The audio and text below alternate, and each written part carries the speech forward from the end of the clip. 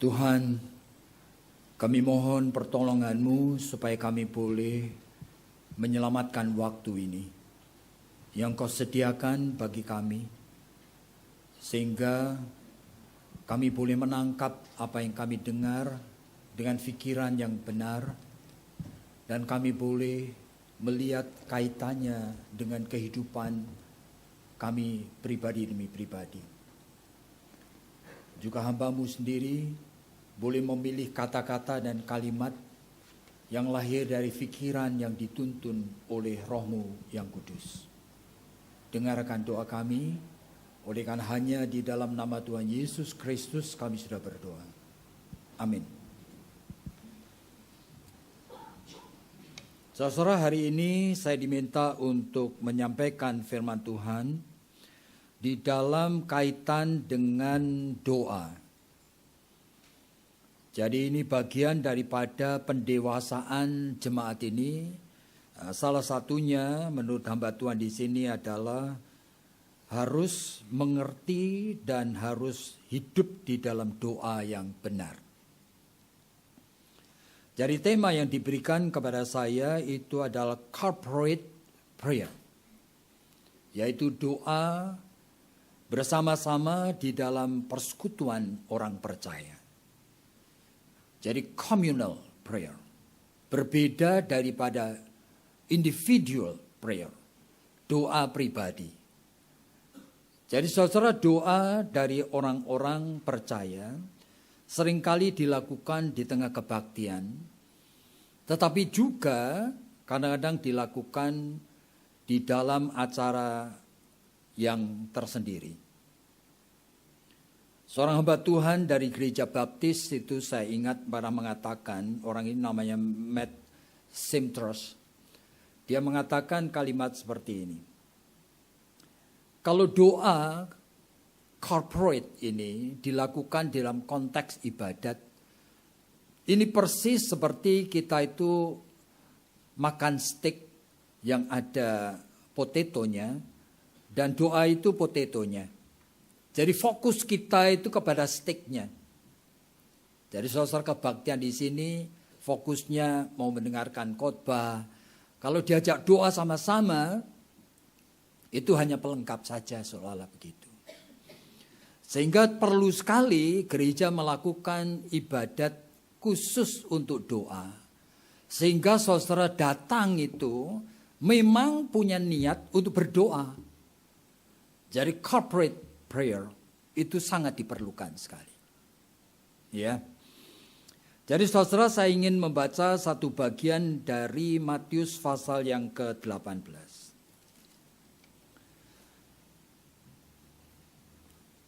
Ayatnya tadi sudah dibaca sebetulnya, tapi saya akan ulangi ayatnya ke-19 dan yang ke-20, saudara.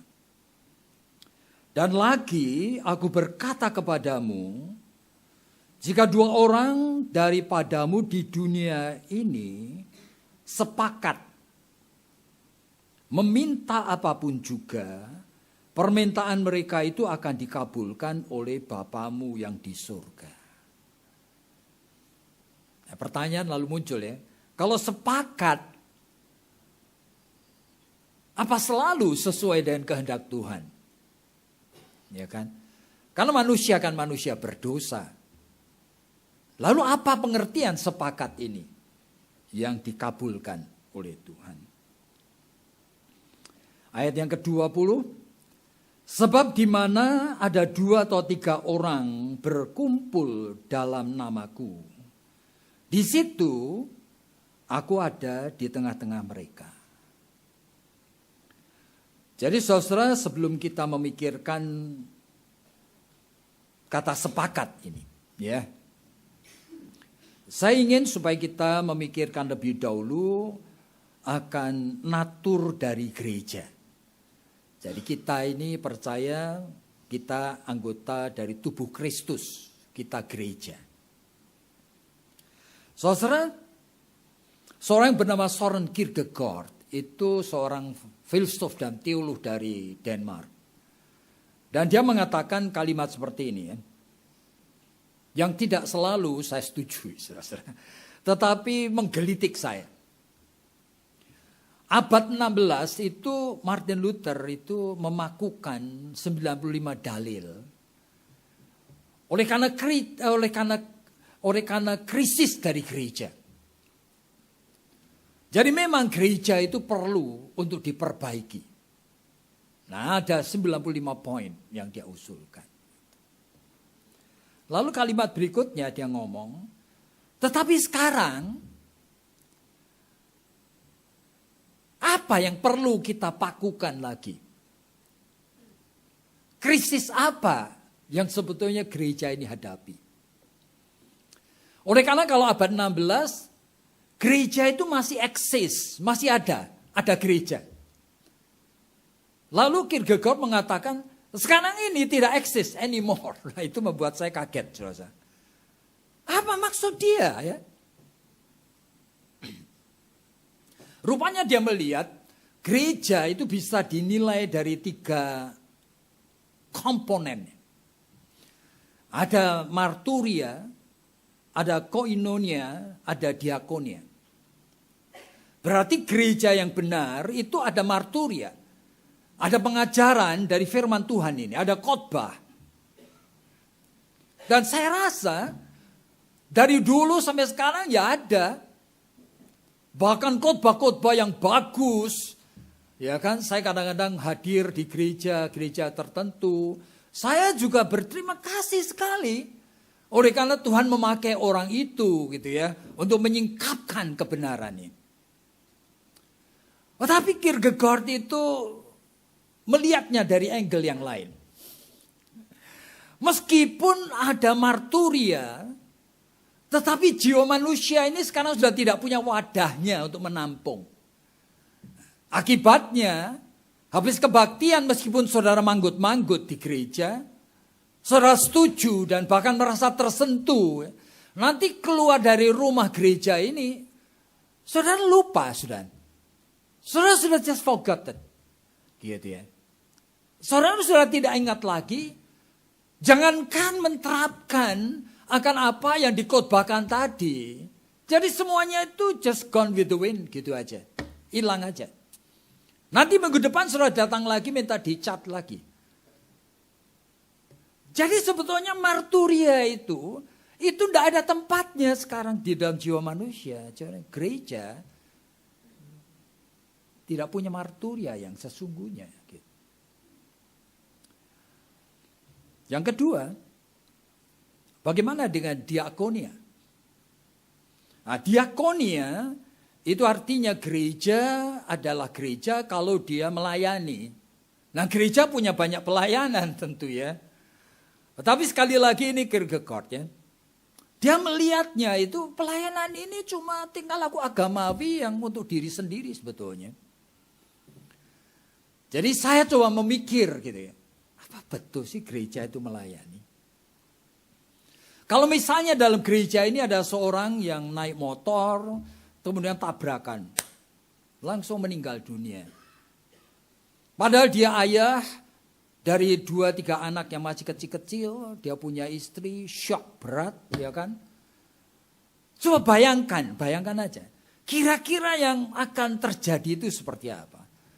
Saya duga ya kalau dia orang aktivis dari gereja ini, mungkin 90% mungkin. Anggota gereja, majelis gereja dan semuanya itu regutukan datang ya kan.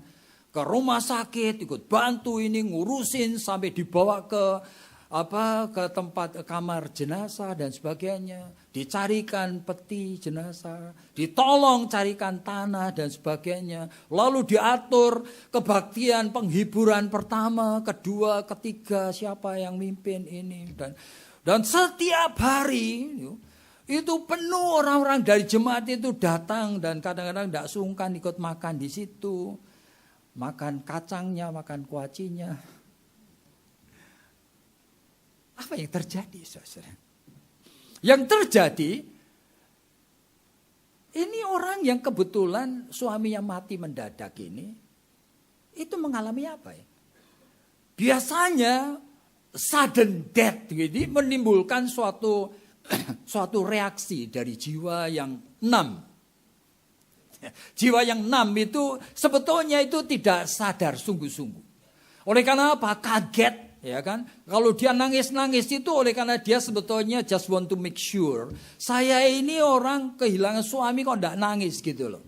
Jadi mencoba nangis gitu ya, oke? Tapi sebetulnya antara pikiran dan perasaannya itu belum connect.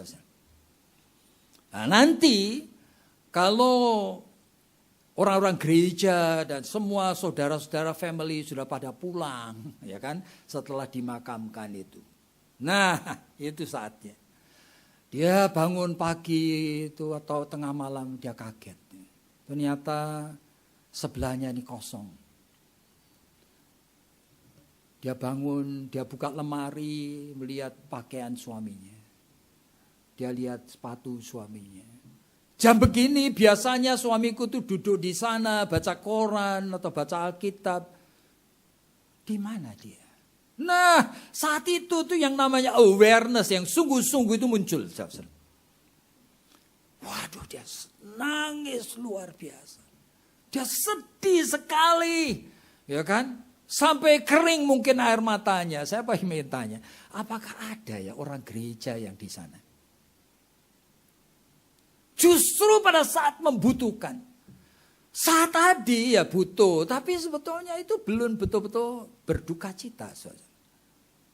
Jadi yang dilakukan ini apa sebenarnya? Apa ini pelayanan begitu ya? Melayani siapa sebetulnya ini semua ini? Orang yang sungguh-sungguh membutuhkan dukungan doa, tangan yang memegangi dia.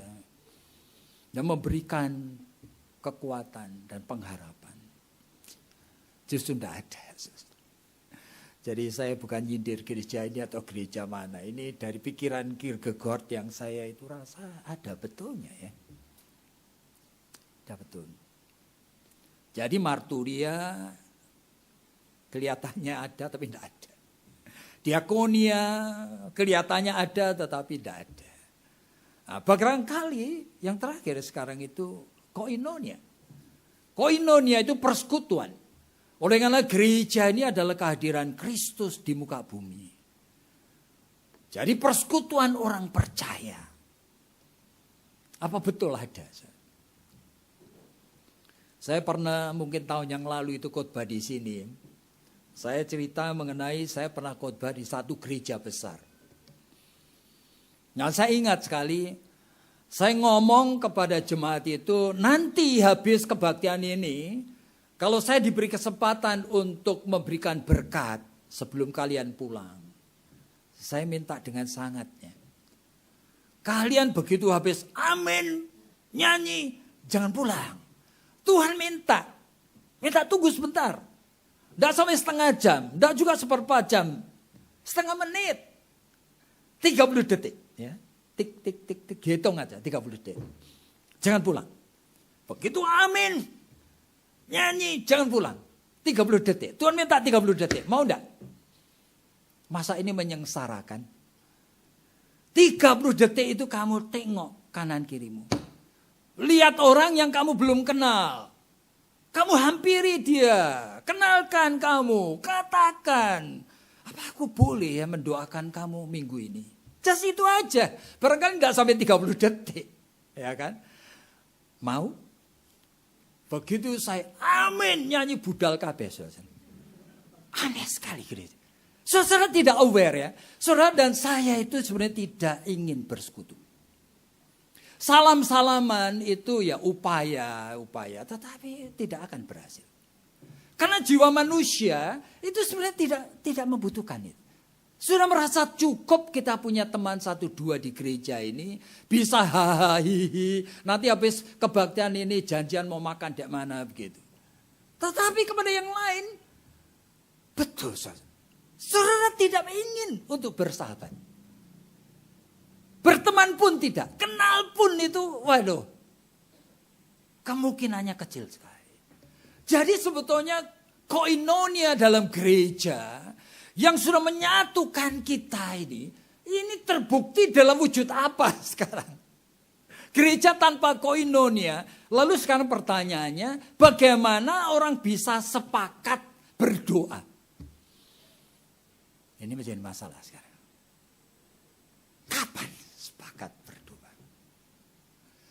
Saudara, kalau kita mau melihat antara yang tadi saudara mau menjalin koinonia, misalnya 2-3 orang, oleh karena sama-sama latihan paduan suara tiap Sabtu, lalu saudara kenal, ya kan?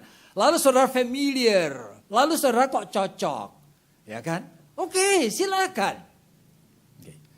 Tapi koinonia yang seperti itu, saudara akan lakukan untuk menjadi persekutuan doa. Itu suatu langkah, loncatan lagi.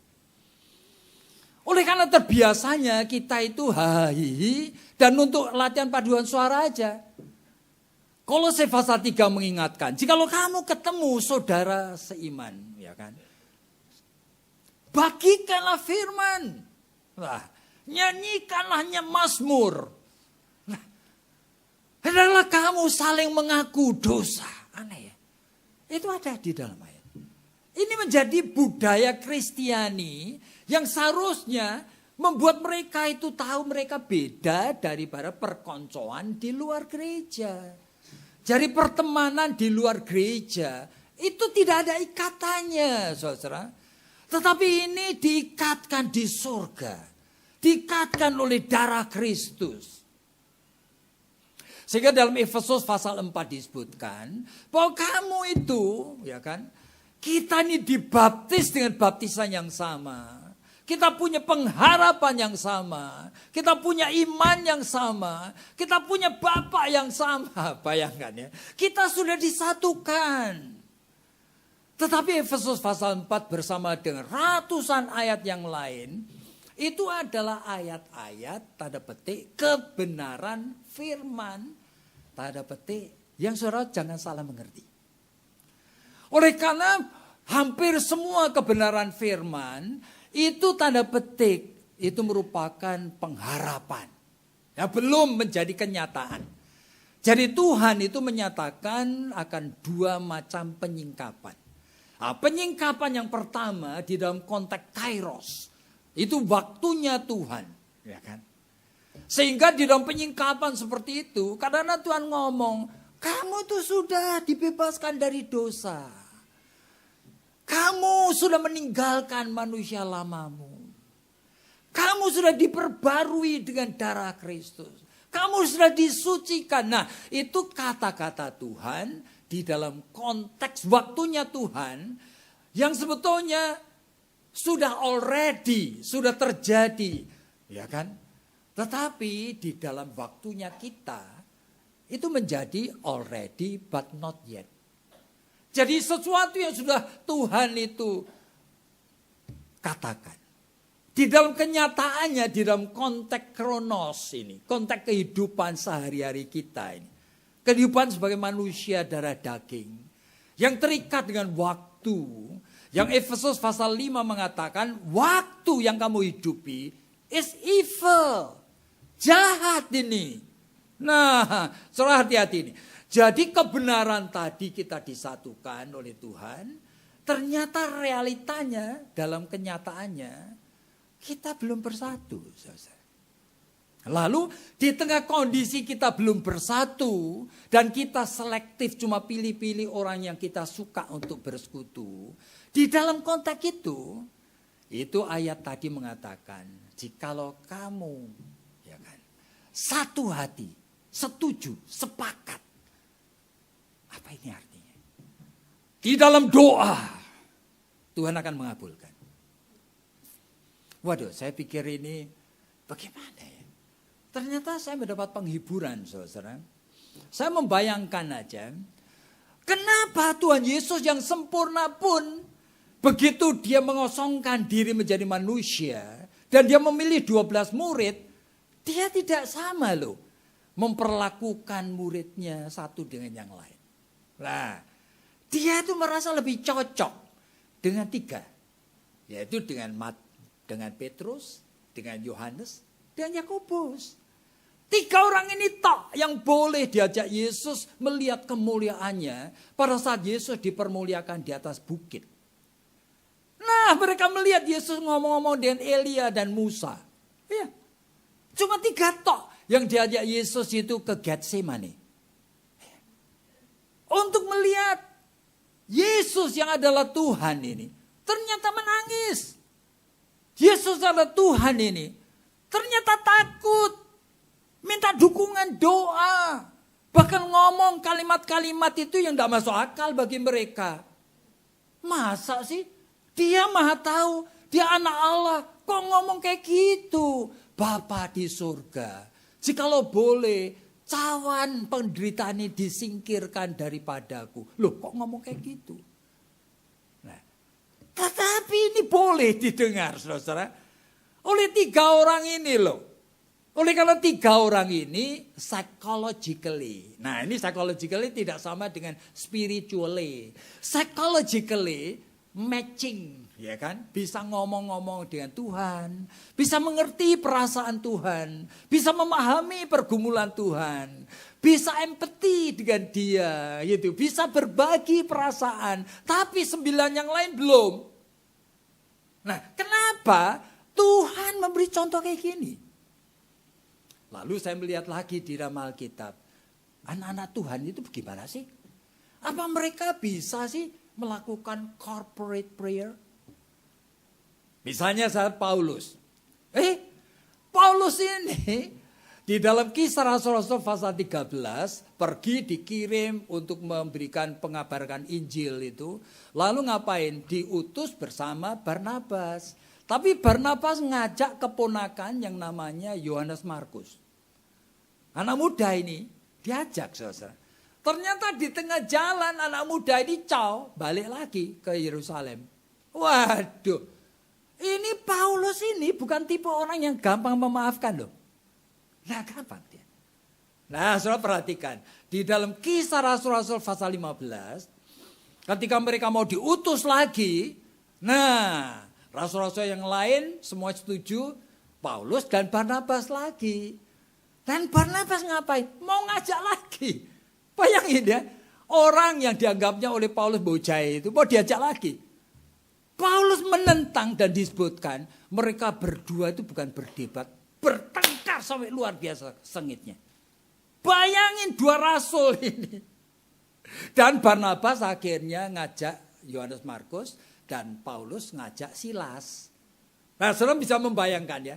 Ini 2 orang ini kalau disuruh doa bareng bisa enggak? Pada saat marah, pada saat jengkel sekali, sampai ngapain? Wes, kamu kesana aku sini, aku enggak mau kerja sama kamu. Seolah-olah kan begitu. Pertanyaan muncul saya. Apa lalu kita itu semua itu harus betul-betul akur dulu baru bisa melakukan corporate prayer. Ya memang theologically, secara teologis mestinya gitu. Ya kan? Dan saudara beberapa waktu yang lalu saya di sini kan juga pernah khotbah, itu saya singgung, ya kan? Ya, ada seorang bernama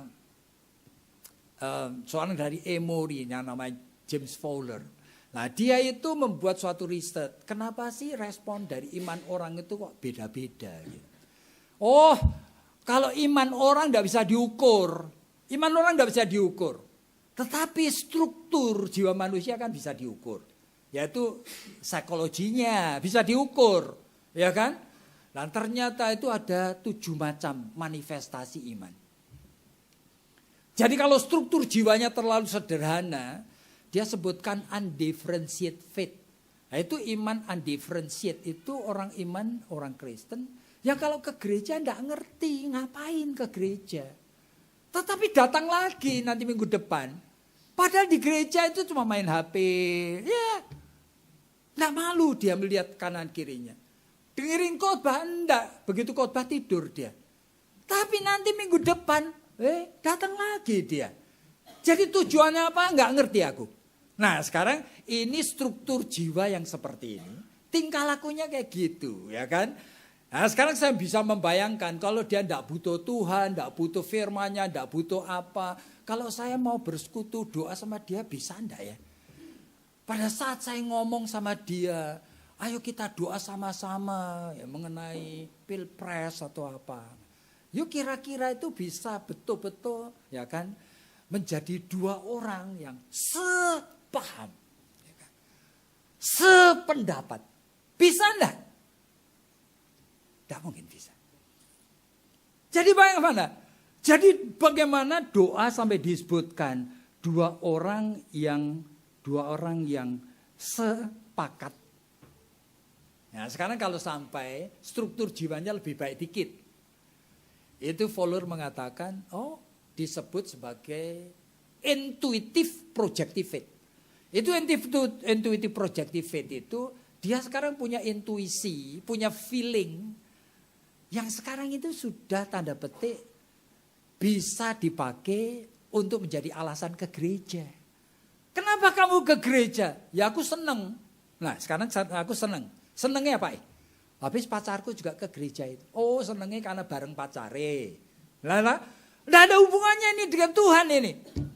Bahkan ada yang aku seneng ke gereja. Kenapa? Karena suasana gedung itu enak. Aku kalau di situ 2 jam 3 jam juga betah. Apalagi melihat orang nyanyi betah. Aku seneng. Plus gereja ini kadang-kadang habis kebaktian kasih snack gratis lagi. Seneng aku. Nah senengnya itu snack. Senengnya begitu. Gimana saya? Nah orang ini rajin ke gereja. Saya bisa enggak melakukan corporate prayer dengan dia? Pikirannya kayak gitu dia. Senangnya cuma barang-barang yang tidak berguna itu. Oke, bisa enggak? Sekarang kalau struktur jiwa saya itu lebih baik lagi dikit. Fowler mengatakan mythical literal faith. Mythical literal faith. Ini sekarang orang ini secara literal dia sebetulnya sudah punya alasan. Kenapa kamu percaya Tuhan? Oh iya, kalau aku sakit aku doa sama siapa? Kalau aku pengen tokoku maju aku minta sama siapa? Nah kalau aku pengen menantu yang baik aku doa sama siapa? Nah isinya orang mythical literal itu minta-minta tok. Jadi isi doanya tidak pernah rohani saudara. Nah meskipun orang ini kadang-kadang untuk permintaan dia jadi mythical. Mythical itu something yang tidak natural. Mamaku kena penyakit cancer. Aku sekarang doa dan puasa. Sambil nangis-nangis. Ya kan? Nah ini orang mythical lakukan itu. Kenapa? Pikirannya. Kalau aku tingkah lakunya sampai seperti ini. Tuhan itu nanti kasihan sama aku. Tapi dia tidak pernah baca Alkitab. Dia tidak tertarik. Dengan berpikir Tuhan itu sebetulnya siapa. Tidak tertarik dia. Bagaimana? Kalau saya dengan dia mau lakukan corporate prayer. Bisa enggak? Saya ajak dia itu untuk doa. Itu omong-omong sama Tuhan loh. Tapi dia pikirannya seperti itu aja. Ya doa untuk pilpres. Dia pikirannya cuma satu. Tuhan kalau enggak sampai Jokowi menang mati aku. Tuhan tolong. Dia nangis. Betul enggak? Ini persoalannya. Bisa saya corporate prayer dengan orang yang seperti ini pikirannya? Tidak bisa. Oleh karena doa itu bukan itu. Oke. Nah sekarang kalau sampai struktur jiwa saya lebih baik lagi dikit. Yaitu Fowler mengatakan itu sintetik konvensional. Nah ini orang ini sekarang ini sudah bisa jadi guru sekolah minggu segala. Oleh karena apa? Sudah bisa copy paste. Ngerti copy paste. Jadi apa yang diajarkan gerejanya, convention, rapat-rapat gereja, keputusan sinode, dia bisa itu sintesiskan dengan dirinya. Ya kan termasuk sebetulnya misalnya aja. Kenapa sih kok kamu percaya Allah Tritunggal? Oh iya itu ajaran dari pendetaku. Nah nih, ajaran pendetaku dengan aku itu seolah-olah podo. Nah orang seperti ini bisa menjadi guru sekolah minggu loh. Tapi tidak pernah mikir dia karena apa yang ada di cerita Alkitab dia bisa hafal. Tapi dia sendiri tidak pernah mencari Tuhan. Dia tidak ada waktu secara pribadi berlutut, bersekutu dengan Tuhan. Dan pengen tahu apa sih yang Tuhan itu kehendaki dalam hidupku. Dia membaca ayat-ayat Alkitab dilewat-lewati cuma cari yang cocok aja sama dia. Gimana kira? Bisa? Ini strukturnya sudah bagus loh. Orang ini guru sekolah minggu loh. Bahkan menjadi majelis gereja loh. saya melakukan corporate prayer dengan dia. Pikirannya kayak gitu dia. Tidak pernah dia tuh mencari dan ingin kenal Tuhan secara pribadi. Baru Fowler mengatakan, kalau strukturnya lebih baik lagi dikit, nah baru mulai dari sana. Individuatif, reflective. Nah, orang ini sudah mulai pikir aku tidak mau membodohi diri sendiri sekarang. Nah ini pikirannya dia. Kalau Tuhan betul ada, meskipun yang di atas mimbar itu Yakub Susada, ya kan? Tetap saya percaya. Sebetulnya Tuhan nitipin sesuatu melalui orang ini. Sehingga saya catat, saya pikir, kenapa ya? Maksud Tuhan apa? Saya sampai rumah gumpuli lagi, saya cari bagian-bagian ayat Alkitab yang bisa menguatkan. Supaya ngapain? Supaya ini itu integrate. Menjadi bagian integral. Itu berarti saya itu bisa tanda petik itu menemukan titik temunya dengan diri saya. Untuk saya lakukan Tuhan. Nah sekarang kalau orang level teologianya itu di dalam iman strukturnya sudah seperti itu. Baru bicara sepakat tadi make sense. Tapi sebelumnya, saudara meskipun koncoan, teman baik saudara nanti akan lihat. Bahwa untuk doa bersama, tidak bisa saudara. Yuk nanti akan terseret kepada orang itu doa caranya dia. Padahal doa itu kan tidak begitu. Doa itu adalah privilege, hak istimewa. Yang Tuhan berikan kepada orang percaya, yang mereka itu tahu. Di tengah hidup dengan segala macam masalah ini. Mereka itu tidak berdaya kadang-kadang. Kadang-kadang menghadapi ibu yang kena cancer. Nah, persoalannya suami istri bisa enggak melakukan corporate prayer. Ya kan? Doa untuk mama dan mama mertuanya. Nah sekarang persoalannya doanya bagaimana? Doa itu bukan melampiaskan akan kemauan dan kehendak hati dan pikiran kita. Enggak. Sadar. Boleh enggak minta? Boleh. Nah sekali lagi Tuhan Yesus kasih contoh. Ya toh? Tuhan Yesus kan maha tahu. Tapi dia kasih contoh. Menghadapi salib dia takut. Menghadapi salib dia tuh mengatakan. Jikalau boleh. Singkirkan cawan pahit ini daripada-Ku. Kok aneh? Dia mah tahu. Pasti harus hadapi. Tapi dia tetap ngomong itu. Berarti dia kasih contoh kepada saudara dan saya yang tidak sempurna ini. You ingin mamamu sembuh. You boleh minta. Yakin sekali. Ya kan? Dengan keyakinan iman. Dua, suami istri. Ya, doa untuk mamanya, doa untuk mertuanya. Satu. Tapi waspada gitu. Aku ini manusia berdosa. Yang paling berbahaya adalah semua keinginanku itu nafsu. Waduh, ini hanya keinginan berdasarkan insting doronganku. Sehingga aku perlu waspada, cocok enggak dengan kebenaran yang Tuhan kehendaki. Karena melalui doa untuk kasus tertentu, seharusnya makin lama kita makin dewasa. Tuhan nanti akan menyingkapkan kehendaknya. Iya, jangan takut jika Tuhan mengatakan enggak. Kalaupun Tuhan mengatakan enggak, oleh karena Tuhan maha tahu. Jadi ini lahir dari apa? Dari iman. Iman itu tidak curiga.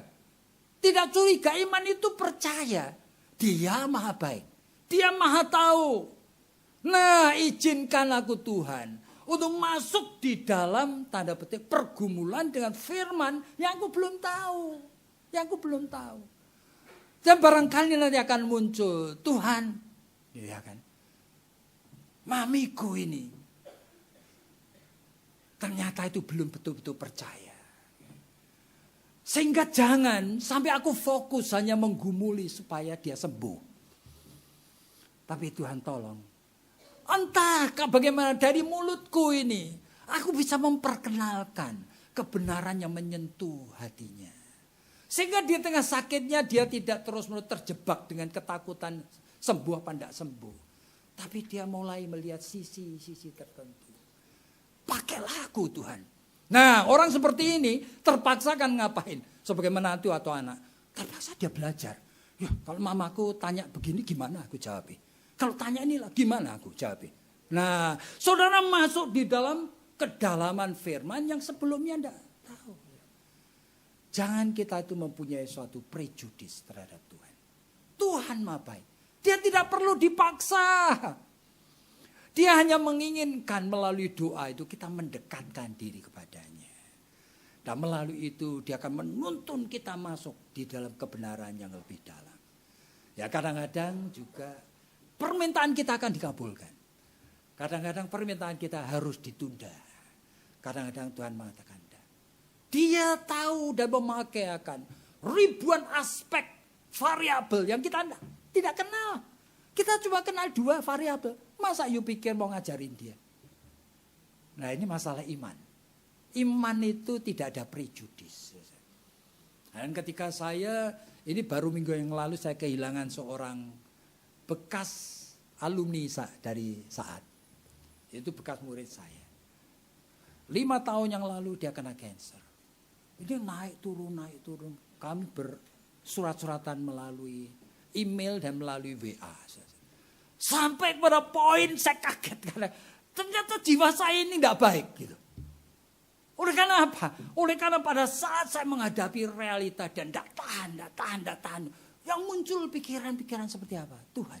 Yang pertama ini muncul kalimat seperti ini. Yang saya komunikasikan loh sama dia. Dia baru meninggal minggu yang lalu. Saya komunikasikan. Seolah-olah begini. Tuhan, Engkau ini kurang bijaksana ya. Kau tidak punya akal yang lain untuk membuat hambamu ini tumbuh secara rohani. Kamu tidak punya jalan lain kecuali menyengsarakan dia. Muncul dalam pikiran saya. Hati-hati saja. Ini iblis itu luar biasa. Sehingga saya mulai sadar. Gila, saya mulai mencurigai Tuhan. Yang kedua muncul pikiran seperti ini. Tuhan ini 5 tahun. Aku mau lihat. You berhasil enggak? Melalui mengizinkan dia sengsara sampai seperti ini. Apa imannya tumbuh? Aku lihat cuma naik turun. Waduh. Saya punya pikiran seperti itu. Sehingga saya mesti mengatakan Tuhan ampuni saya. Kenapa saya punya prejudis seperti ini? Berarti ada dorongan mau memaksa Tuhan. Anak itu yang kecil yang kedua belum menikah. Ya apa-apa. Saya menawar. Sebagai hamba Tuhan. Doa aja bisa feel. Untung sekali minggu-minggu terakhir sebelum dia meninggal. Dia masih menulis satu surat yang ditebarkan kemana-mana. Kemenangan iman. Dia mengatakan, Tuhan, kalaupun aku tidak sembuh dan aku terus-menerus sepanjang malam tidak bisa tidur karena sakit sekali. Tuhan, tapi aku tidak mau punya pikiran yang negatif terhadap Engkau. Aku ingin dari mulutku dan hatiku memuji Engkau. Oleh karena apa? Sudah pasti Engkau baik. Dan bukan Engkau itu yang sengaja menyengsarakan aku. Tapi life ini. Di dalam kehidupan dalam kronos ini. Yang evil ini. Memang saya harus hadapi itu. Dan Engkau mengizinkan itu terbaik bagi saya. Jadi saudara, corporate prayer itu penting sekali. Oleh karena apa? Oleh karena disinilah picture, gambaran daripada tubuh Kristus yang sesungguhnya. Yaitu orang-orang yang bisa bertemu menjadi sepaham. Di dalam menggumuli. Jadi meminta meskipun anak you mau ujian. Jangan preoccupy terus. Tuhan aku minta lulus. Waduh. You mintalah. Supaya anakmu yang kamu yang mau ujian itu. Dia mempertanggungjawabkan hidupnya. Dia mengingat bahwa akal budi dan ingatannya itu terbatas. Minta pertolongan Tuhan. Supaya apa yang dia sudah pelajari itu eling. Ya kan? Bukan lalu lupa begitu aja. Beri supaya dia itu juga pada petik tidak tergoda untuk nyontek. Beri supaya, nah tapi jangan saudara-saudara pikirannya itu. Pokoknya lulus. Waduh. Saudara-saudara kita tidak belajar apa-apa nanti. Jadi kehidupan daripada anak Tuhan, kehidupan dalam anugerah. Sehingga untuk corporate prayer, sebetulnya kita perlu preparation. Tidak bisa mendadak. Nah, saudara, ada seorang pendeta yang namanya Peter Marshall. Dia menjadi pendeta dari White House itu zamannya Harry Truman dan kemudian Eisenhower di Amerika. Nah, saya mempunyai bukunya yaitu Collection Prayer dari Peter Marshall. Saya heran, collection kok prayer. Ketika saya baru mulai malu. Dia setiap kali memimpin di White House itu, doa itu dia tulis. Dan saya percaya karena tidak berlarut-larut dan tidak ada pengulangan-pengulangan seperti doa sebelumnya. Berarti apa? Dia pikir sungguh, kalau aku ngomong kalimat seperti ini sesuai dengan firman Tuhan apa enggak? Dia betul-betul pikirkan. Jangan sampai ini cuma ngaco, mengulang-ulang seperti doanya orang Parisi yang Tuhan itu benci. Enggak. Doa itu pergumulan dengan Tuhan. Sehingga saya membaca, waduh, aku kok enggak pernah gitu ya. Mestinya doa akan corporate prayer. Kita mesti siap. Tuhan, aku akan ngomong apa nanti di hadapan. Yang membuat iman saudara-saudara seiman dengan saya itu tumbuh. 2-3 orang berkumpul, itu 2-3 pengalaman dengan Tuhan, beda-beda. Begitu kalian tuangkan, yang lain itu terangkat naik. Nah, ini menjadi tubuh Kristus yang diperkenan oleh Tuhan. Jadi bersyukurlah oleh karena gereja ini adalah gereja yang memang dibangun di dalam takut akan Tuhan. Di tengah kondisi seperti kritik daripada Soren Kierkegaard, kita tidak putus asa. Dan kita bukan hanya bisa melakukan doa bersama dengan orang-orang hoping kita, sahabat. No. Bayangkan seperti tadi. Ya kan? Paulus dan Barnabas bisa berdoa enggak? Pasti bisa. Oleh karena apa? Dia bisa menyingkirkan kejengkelan. Dia bisa menunda untuk tidak memikirkan kejengkelan. Dan dia tahu, roh itu menuntun dia untuk mendoakan. Dengan satu pikiran yang sama. Mau menyesuaikan diri dengan apa yang Tuhan mau. Nah, inilah hidup ini. Di tengah ketidaksempurnaan, Tuhan tetap memberikan anugerah. Gereja ini akan menjadi gereja yang berfungsi dengan baik. Kita akan tunduk kepala dan kita doa. Tuhan, kami tahu kami semua lemah. Dan hamba-Mu sendiri mengakui betapa menghidupi anugerah doa merupakan sesuatu yang seharusnya diresponi dengan penuh tanggung jawab. Dengan kesadaran penuh. Tuhan tolong. Supaya kami menjadi kumpulan dari orang-orang Kristen yang tumbuh dan makin diperkenan oleh Tuhan. Dan sesuai dengan janji-Mu, Engkau mendengar doa-doa kami. Yang diucapkan oleh orang-orang yang sepaham. Satu kesadaran. Yaitu ingin menyesuaikan diri dengan kebenaran-Mu. Terimalah syukur kami dan berkati jemaat ini Tuhan. Oleh karena hanya di dalam nama Tuhan Yesus Kristus kami sudah berdoa. Amin.